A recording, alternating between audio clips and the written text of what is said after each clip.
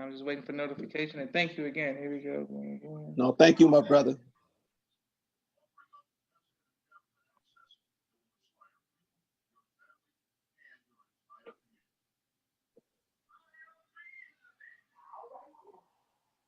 Okay, yes, sir. It says we are live right now. I want to thank everyone for tuning in to a special edition of Off the Record. We have with us a great guest and student minister, Brother Anthony Muhammad. Brother Minister, thank you for taking time out of your schedule to spend some time with us, sir. No, brother, thank you for having me, Brother Joshua. It's an honor.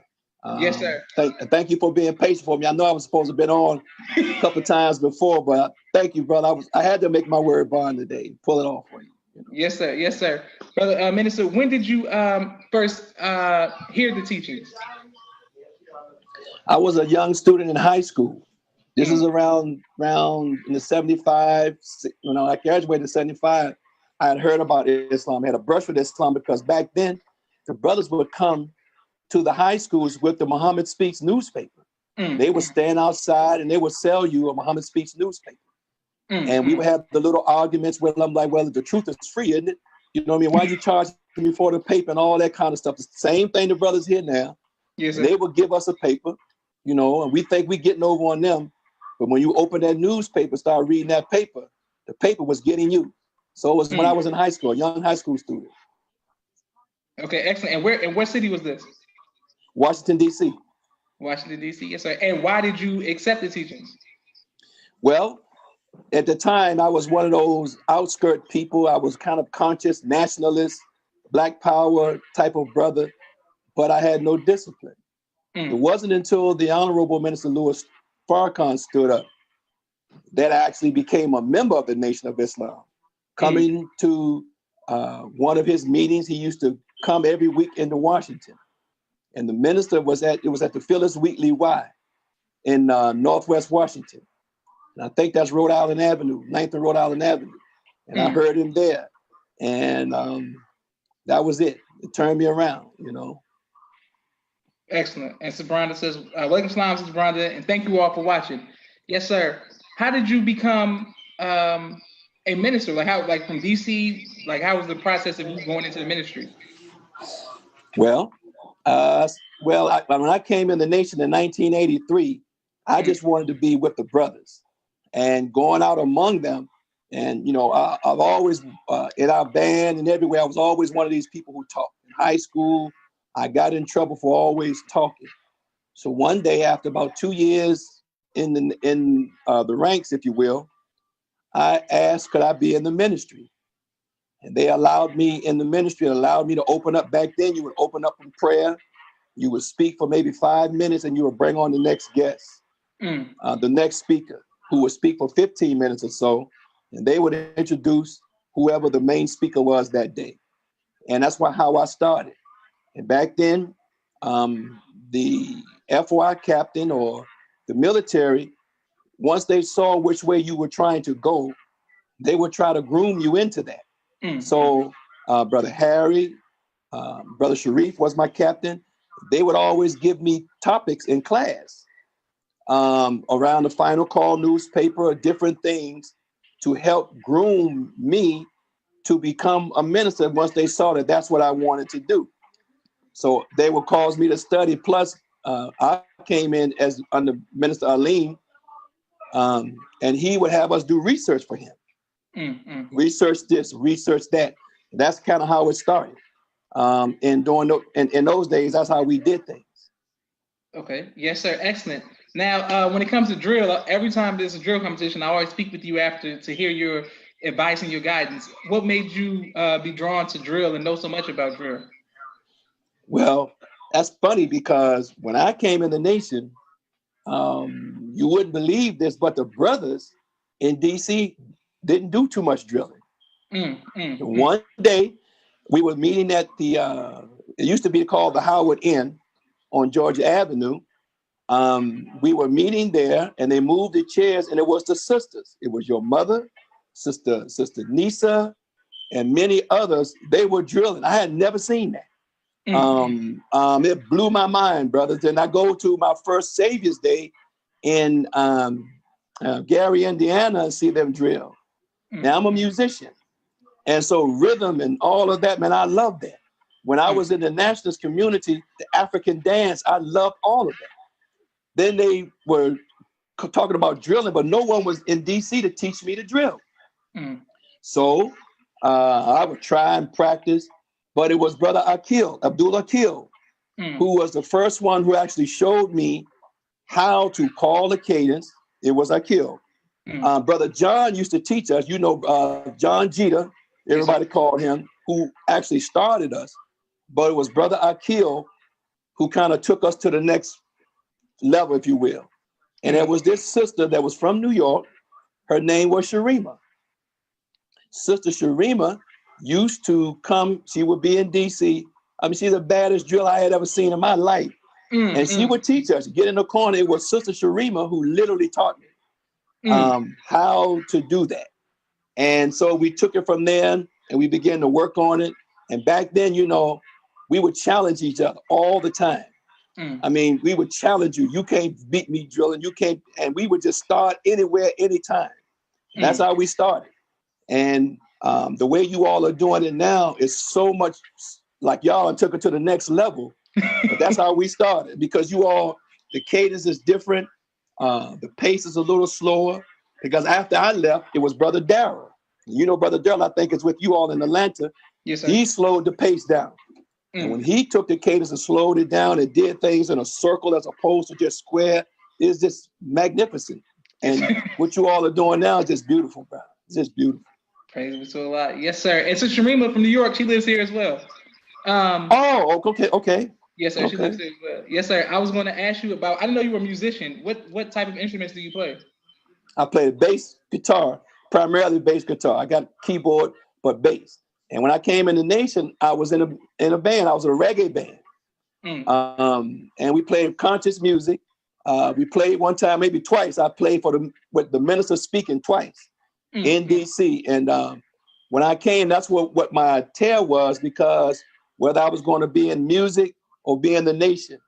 And being in a reggae band, you kind of can imagine all that I was running into playing reggae music that yes, sir. That's all I'm gonna say about that. But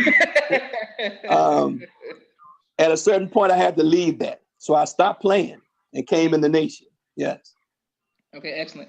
Walaikum salam, Naima. Sister Baranda says, "Such an awesome brother. Blessed to see such a humble brother who supports and gives support and counsel to those around him."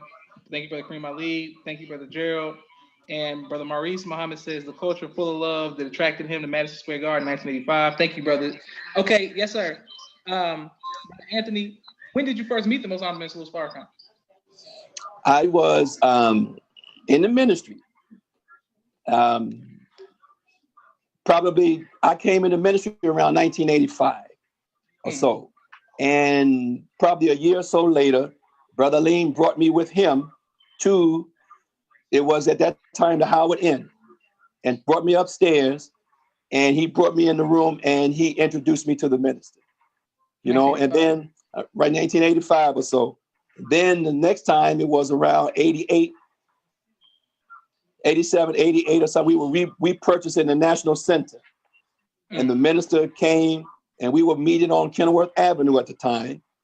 And I met him again upstairs, in the room upstairs. He was having dinner. That's where I met the minister.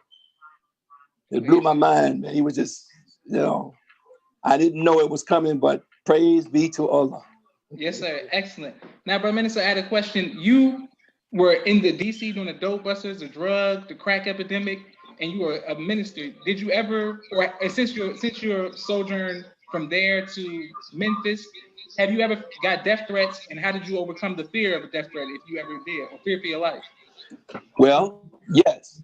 When I got in the ministry in 85, around 88, when Dope Busters started, I had been assigned to Philadelphia. Brother Aleem assigned me to go to Philly.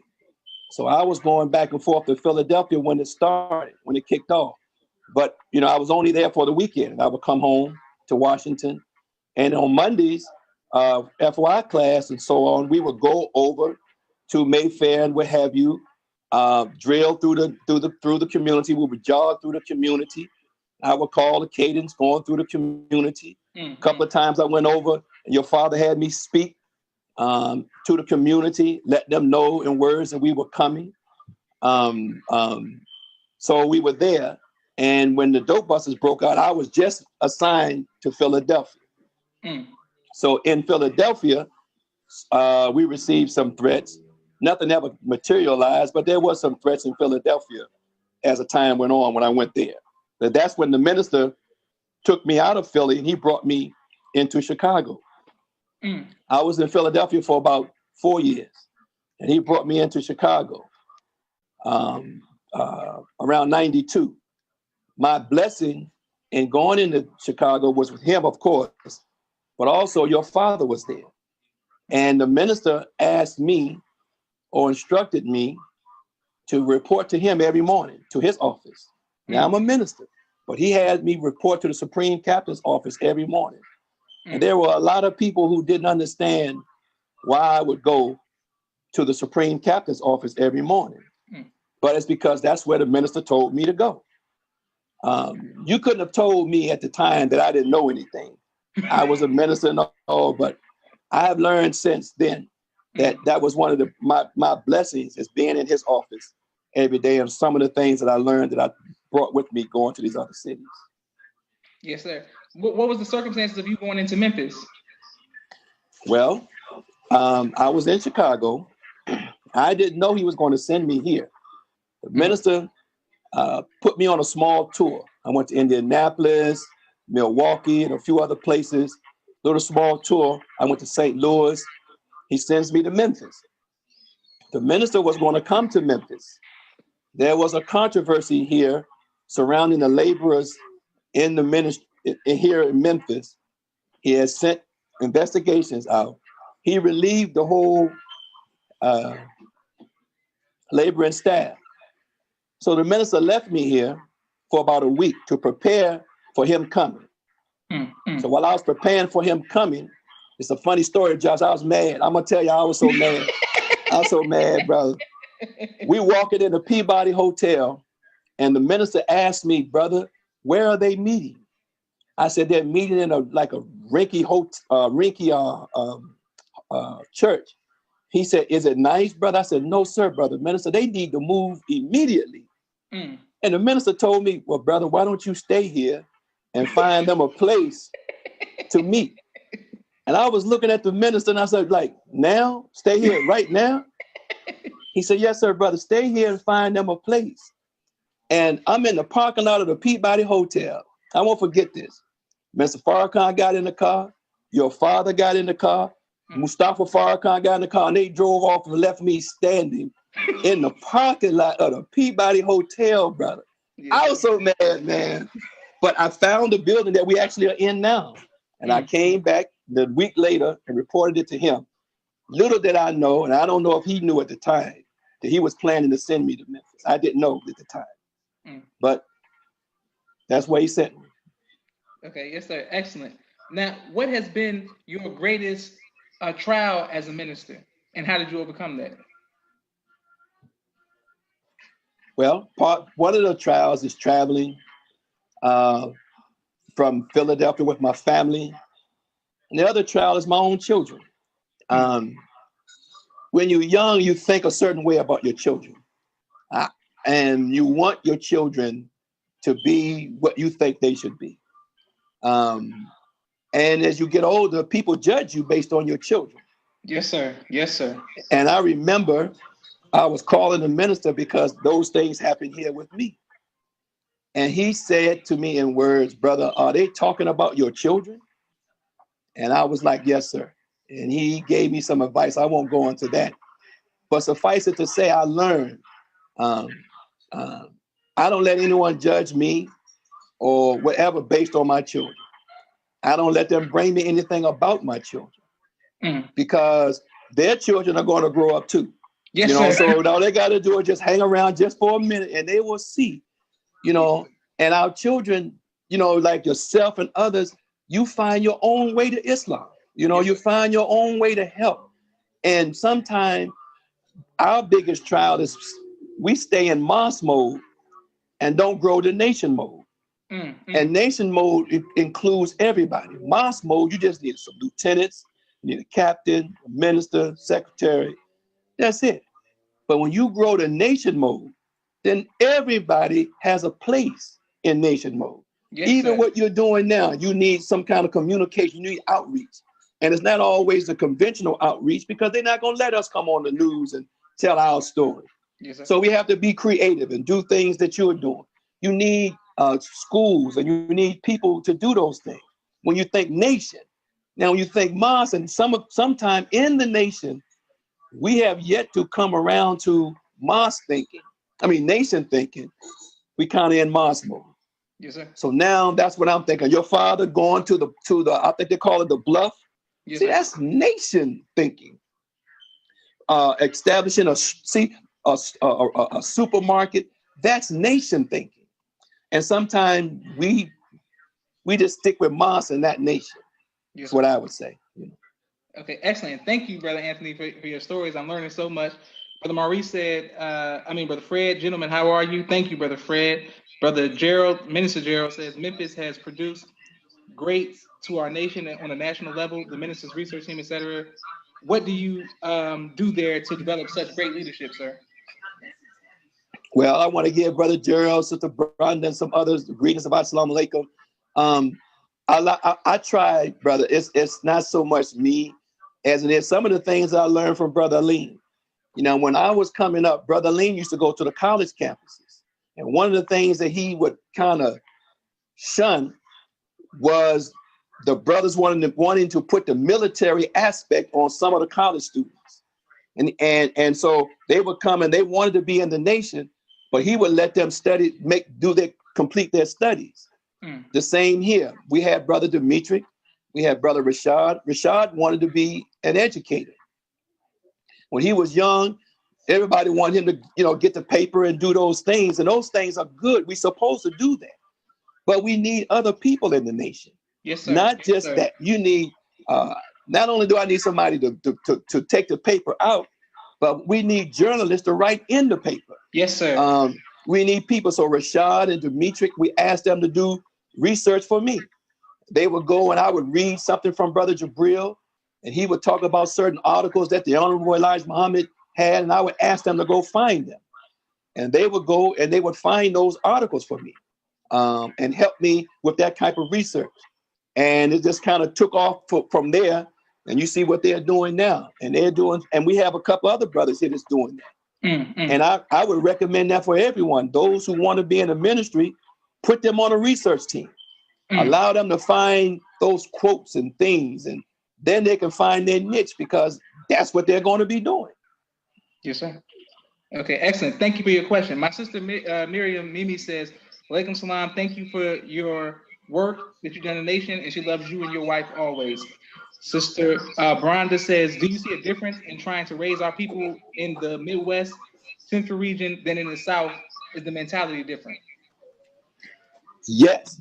Sister Mimi, thank you for, I love you too. Yes, there is a difference. This is called the Bible Belt. And so Islam here is totally different from what it was on the East Coast. It took off on the East Coast. It's nothing to run into people on the East Coast who are Muslims. When I came to Memphis to begin to promote Islam, the people had such a warped idea of it that it took a long time to actually to come out of that into a better way of looking at Islam. Some of the people who came before me they weren't too good, and because they weren't too good, people had a bad idea of what Islam is.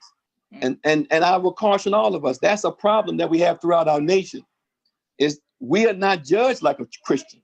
If I'm not a good person, Brother Joshua, they won't say Brother Anthony is not a good person.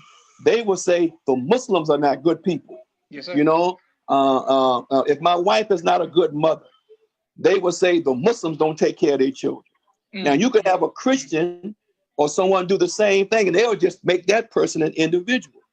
But we are not judged like everyone else. And the Quran teaches us this, that we are not like everybody else. So if we stand up and say we represent or we are with Minister Farrakhan or the Honorable Elijah Muhammad, the criteria is a lot higher than it is on other people. And at some point, we're going to have to accept that. Absolutely. Thank you, sir. Thank you all for your questions. I want to thank my sister Mimi for sponsoring this podcast with her book, ABC I Love Me, on Amazon, my second children's book, Cleopatra, on Amazon, and my brother, Politically Oppressed, his shirts. Thank you all for sponsoring this. If you want to sponsor the podcast, inbox me, and thank you all for your, also Sister Shanasia from New York and brother Captain Sherwood from Brooklyn. Thank you for your contributions for the sponsorship as well. Brother Minister, Sister Cheryl Renee Muhammad says, ASA, Brother Minister, I was in Mosque number 55 for 20 years. Please tell him and Sister Jill. I said, hey, tell him and Sister Cheryl 2X. Okay. Yes, ma'am, Sister Cheryl. Assalamu alaikum to you, man. Yes, ma'am. Yes, sir. What has been your greatest joy as being a minister, sir? Well, the greatest joy of any minister is when you are speaking to our people and you see the light come on. There's nothing better than that. When someone comes and you all of a sudden you see that they get something.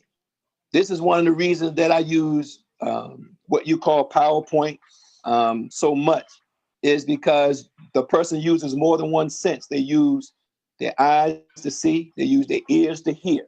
You know, they use a sense of reading. And that, I mean, no greater joy than to see the light come on in them. And as in Memphis, I kind of bring the DC, as best I can, the DC mentality of I'm gonna be in the top 10 in everything. You know what I mean? I can't beat the heavyweights like New York and Atlanta, Chicago, but the middleweight class, we're gonna be there helping the minister, you know, all the time. We're gonna try to do all that we can. And I do everything I can to teach the people to give to him, to support him. So my greatest joy is seeing the light come on in anybody's eyes as we go out among our people. Excellent, sir. What advice would you give to future fathers? For fathers? Future fathers. Train your children up in the way they should go. Take them to the mosque. I can tell you that I may have been a little lax in some of those areas because I was so busy working and building. But take your children to the mosque. Take them to make them go to class. Learn the rudiments of this teaching. That's the advice I would give for a future father. Be a father. Try your best to be there for your children. Take a moment to throw a softball or go to a track meet or take them to a basketball game. Do some of those things because before you know it, your children are grown and they're making their own decisions. It's a fleeting moment. I look at you, Josh. I look at your sister and all of you all. I remember you all as little people. And sometimes I know y'all get sick of hearing it. We say, I remember when you was a baby, because in our mind, that's what we see until we see you again. Yes, then we realize, oh, that's Josh. That is not the little one, you know, and those things, I mean, it's you know, life is short that way. Yes, you'll look up one day, you're going to have gray hair. One day your knee going to start hurting and it's going to hurt every day. And that's the way it goes. So be there for them as best you can. That's what I would suggest. Yes, sir. What advice would you give to future husbands? Happy wife, happy life. Yes, sir. If mama ain't happy, ain't nobody happy. Yes, sir. See, the nation, the structure of the nation is God, family, nation. God, family, nation. Don't let the work that we do interfere with you being a father. Now, I'm not saying that, or husband. I'm not saying that to say you let your husbandry or your fathership, now you won't have time for Islam. That's not what I'm saying. But what I am saying, some of us, we let the work, I'm pushing a program, and then I'm not good at home. So now I'm talking this good Islam, but my wife is looking at me funny, or my children are looking at me funny because I'm not a good husband. Be a good husband. See, the Godfather said a man that don't spend time with his family, that's not a man. That's right. So spend time with your family. You know, I love the Godfather. He got some good principles in me too. Yes, sir. Brother Minister, we got two more questions. What advice or words has the Most Honorable Salus Farrakhan given you to assist you from being in the nation from 1983 to keep you going now? Like, what is it that he told you to make you just stay with it?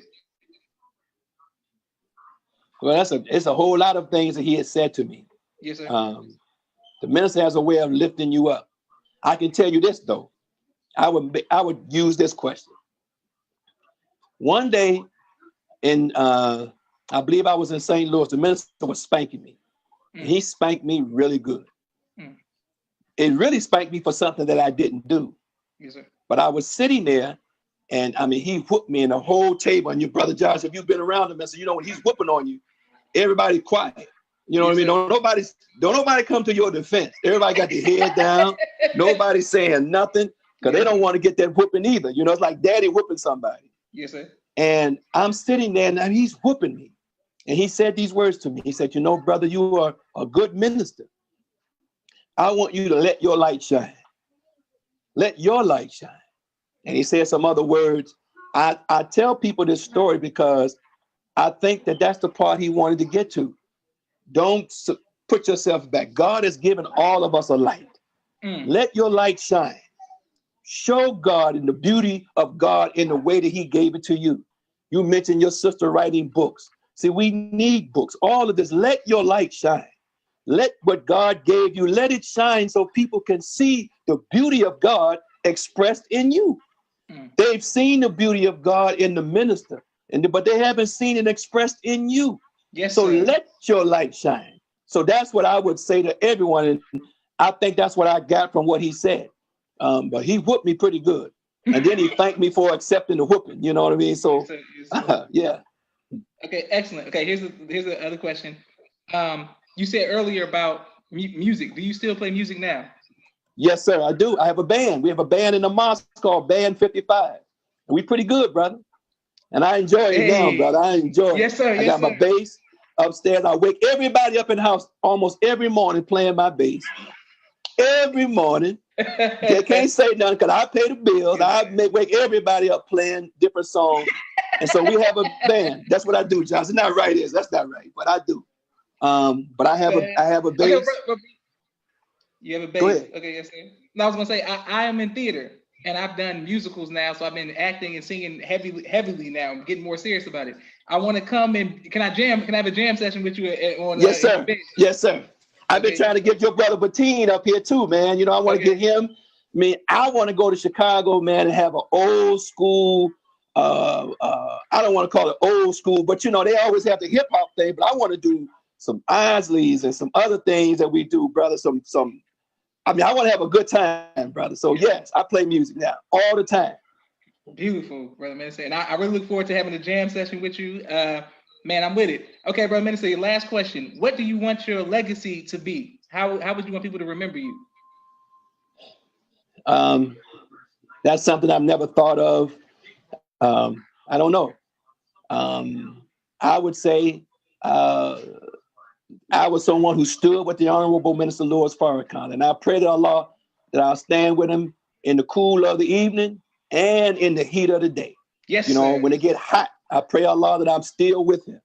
I hope that I won't ever punk out on him.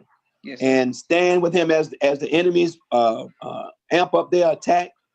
That I will be one of those, whether living or not, that the record would show that I stood with him. Praise I don't think there's a greater legacy than that. Yes, sir. To stand with God's man in a time like this. Excellent. Well, thank you all for watching, and thank you, bro, Minister. I learned. You said you knew me when I was a baby, but this is my first time having a conversation this long with you, so I appreciate you taking time out of your busy schedule to talk with us today. Brother, thank you for all that you're doing and all of those who are sponsoring you. And we need more of these. There are so many others out there that are doing things and have done things that people should hear from. And I think we should do more of this. Excellent. And love you, Brother Minister, and your family. And Brother Minister, on behalf of the children of, laborers and people who've done this, I thank you for your words for your children. And let your children know that we understand the price that the children have to pay. My God. I'm sure. You see, that's a story that should be told. You see what I mean? From all of you all, what you have gone through, that we have no idea that we actually put you all through. We don't know, yes, sir. And we thank you all for what you all have done, brother. Thank you all too. And my mother says, make sure that she lets Jill know that she loves her as well. Okay, tell your mom I said, mwah, mwah, mwah, mwah, mwah. Yes, sir. Thank you all. Thank all you. right. All right. Wa salam.